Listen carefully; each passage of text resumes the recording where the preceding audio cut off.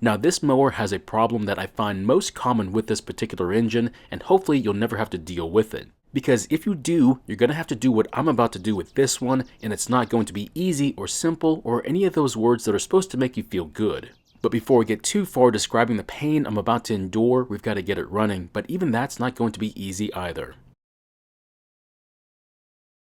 So in today's video, we're going to be looking at this Toro lawnmower, and the problem is that we need to find out if this mower will start and run, and then find out if it has any other problems that we need to fix. Now in the last video on this mower, we got it cleaned up and also did some minor testing on it, only to find out that this engine is worn out and may not be a good candidate to invest time and money into. However, that's not going to stop me from at least trying to fix it.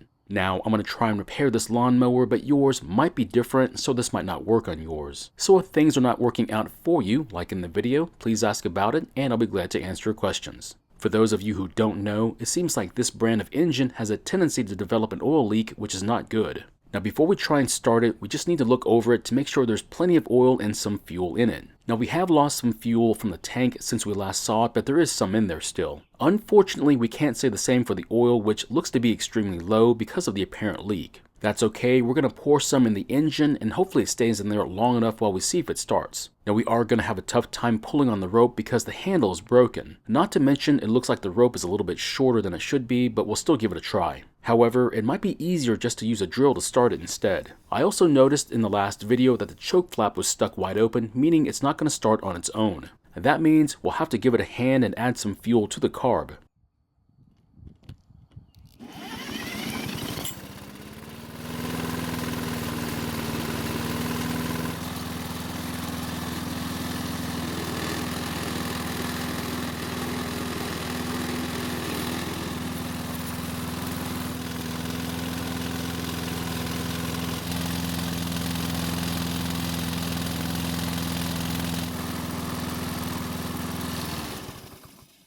Now luckily for us, despite the engine's worn out condition, it still started and ran somewhat well. However, the engine speed was a bit low. So as you can tell, the oil leak is near the front of the engine, and it's a pretty serious one too. Now while I had the recoil off the engine, I also changed out the rope for a longer one. But after installing it back on the engine, you can see just how worn out the engine really is. It's not fighting back at all as I slowly pull on the rope. Hopefully it'll start back up, but this time we'll try and use the pull rope instead.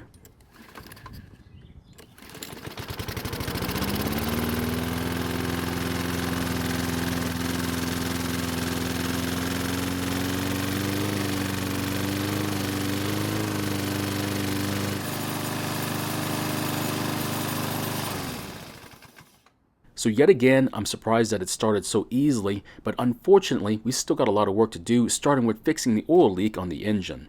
I'm not sure why it is, but most times when an oil leak appears on an engine like this one, it's always in a hard to reach area. This makes it really tough to see, and most times it seems like the owners don't even notice it until the engine stops running one day. That's basically what happened to this one. The previous owner explained that they were using it when it stopped running and they weren't able to start it again. Now once the mower is on the table, it's a little bit easier to see where the oil leak is coming from. It looks as though it's coming from a break in the sump gasket right at the front of the engine. So the very first hurdle we had to overcome on this project was just taking off the blade adapter.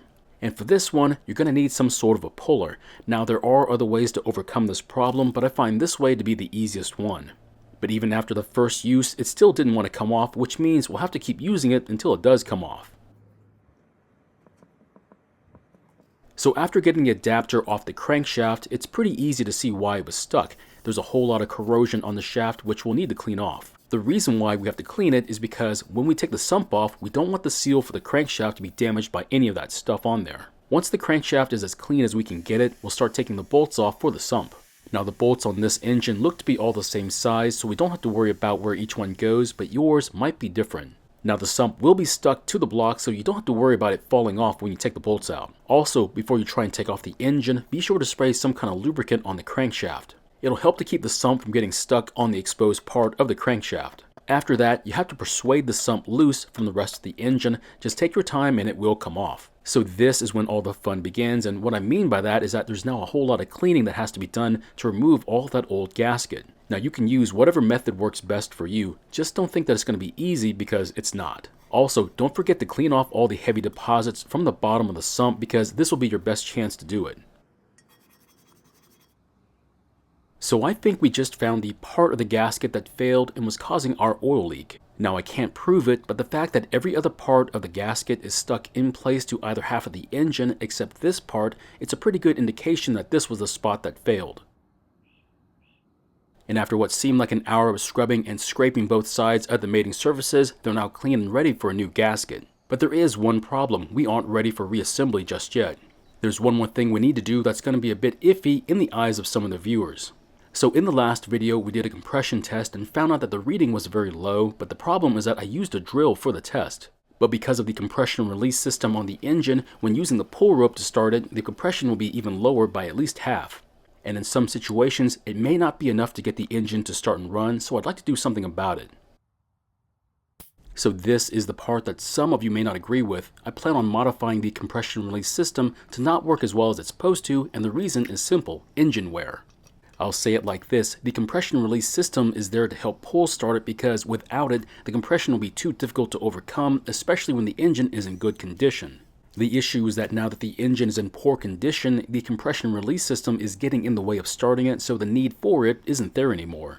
Now, I only plan on modifying it to work less. I'm not getting rid of the system just yet, but if the need comes up, we might have to. Now, before I take the camshaft out, I'm going to turn the engine so the timing mark on the gear is facing the one on the crankshaft.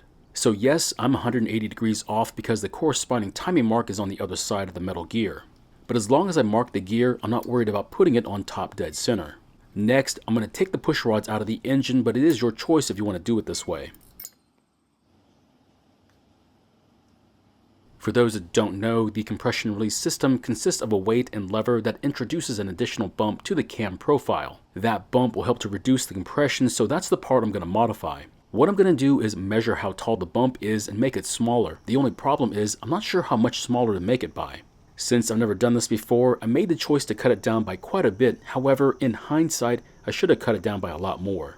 Now the reason I say that is because this engine was worn out enough that the system simply isn't needed anymore. So I'm going to leave it up to you to decide how much to get rid of based on how worn out your engine is. So at this point, we can start to put the engine back together, and this is when attention to detail matters the most. So I have been known to make some terrible mistakes before, which means I have to be extremely cautious when I put these parts back in the engine. I will tell you that most consumers will never ever do this kind of work on their own engines, and I don't blame them. But if you're okay with getting your hands a bit dirty and you're curious to know how stuff works, I'd definitely give it a try. Now the worst thing that could happen is that you're going to break something that's already broken, so there's really not much at risk. So after applying some additional oil to certain parts of the engine so they don't run dry when we start it up, we'll then install the gasket followed by the sump. Now the only real hurdle when installing the sump is making sure that the governor and the lever that it pushes against is lined up. The only advice I have for you when doing this part is take your time and don't use excessive force, but light taps are okay just so long as it's actually making progress.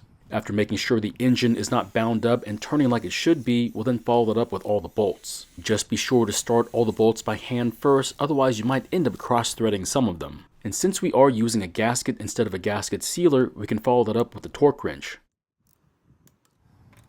After that, we can then put the engine back on the deck, replace the bolts, brackets, and the blade adapter. Now the only thing we need to do is to apply some sort of grease or lubricant to the adapter, that way it won't get stuck the next time someone needs to take it back off.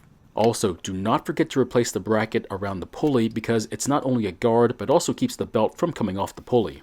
Now this would have been a great time to also replace the drive belt. But since I didn't test how well the drive was working, we'll have to wait until we get the engine started again to find out if we need to. Now we only have a couple items left to check off on our list, and one of them is the most underrated one, which is balancing the blade. Now making sure the blade is well balanced will keep the engine running smoothly, which should help to keep it lasting a lot longer too. I also can't stress how important it is to make sure that the blade is installed the correct way on the engine. Now on this style of blade and blade adapter, it's pretty easy to figure out which way to go, but yours might be a little bit different. After that, we'll pour in the correct amount of oil into the engine and then use the dipstick to check it and then add or take out what's needed. Now remember, too much oil in these engines is not good for them, so try and get as close to the full mark as possible. Now without getting too far ahead of ourselves and digging into the carb, I would like to do something about that stuck choke flap. Now don't worry, we are going to look into it, just not right now, because I don't want to overwhelm myself with multiple headaches if possible. So while looking at the choke flap, it looks to be stuck from dirt and oil that's collected at the base of the pivot. I'm going to try and break it up and then spray the dirt away with carb cleaner, and hopefully it'll work like it should. So after a quick cleaning, it certainly looks a whole lot better. But unfortunately, after poking at it, it's not returning to the closed position like it should, which means we'll need to look at it more later on. But in the meantime, we'll just have to keep priming the engine to start it, which is better than nothing, I guess.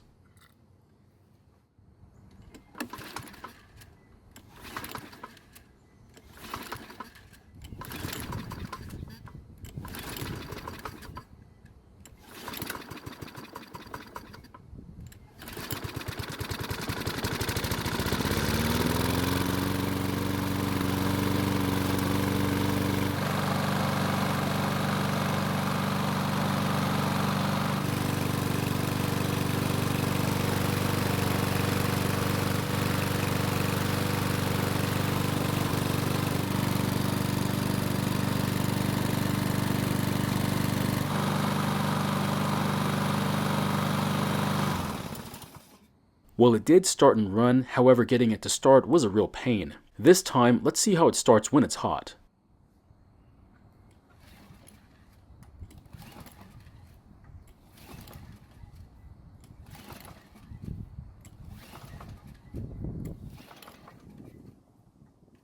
Unfortunately, it looks like we've got a lot of work ahead of us before we consider this anywhere close to being ready. It looks like we're going to need to adjust the valve clearances and also inspect the carb and also find out why the choke isn't working too. We still need to get a good test of the self-propel system, which I know is a bit of a luxury item, but if it comes with the mower, then I'd like to make sure it's working like it should.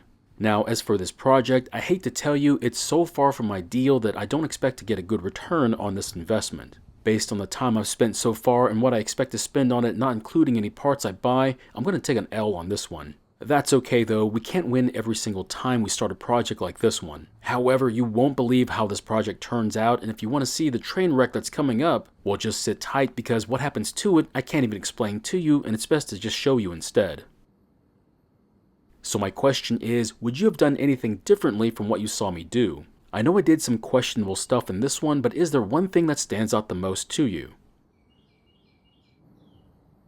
Thank you for watching. I really do appreciate your time here. Please feel free to ask me any questions about this project or about your own projects, and I hope to see you in the next video.